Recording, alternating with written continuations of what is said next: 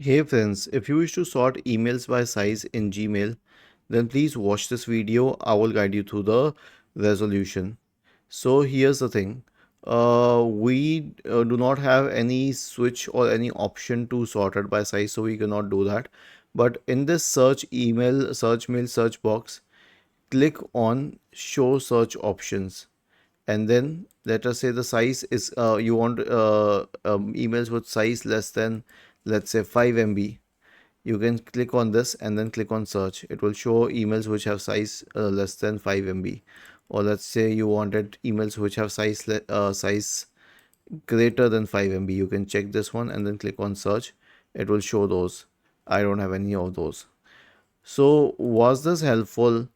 If yes, then please subscribe to the channel, and if not, then let us know in the comment section of the video on how we could help you further. Thank you for watching this video and have a nice day.